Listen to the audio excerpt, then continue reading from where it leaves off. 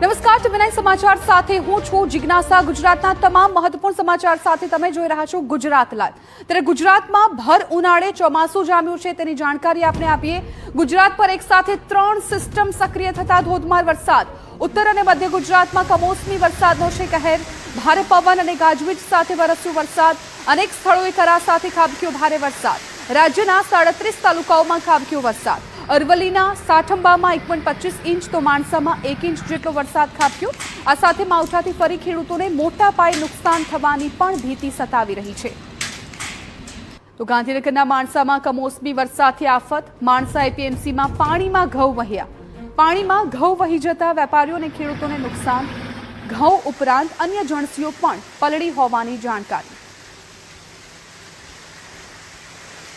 તો આ દ્રશ્યો આપ જોઈ રહ્યા છો। અત્યારે ભર ઉનાળે ચોમાસામાં જે પ્રકારની સ્થિતિ હોય એ પ્રકારની સ્થિતિ રાજ્યમાં જોવા મળી રહી છે, પરંતુ સૌથી ચિંતાજનક બાબત એ ખેડૂતો માટે છે કે જેમના અત્યારે પાક છે બગડી રહ્યા છે, ને સાથે જ માર્કેટયાર્ડના પણ આપ દ્રશ્યો જુઓ કે જ્યાં પાણીની સાથે ઘઉં પણ વહી રહ્યા છે।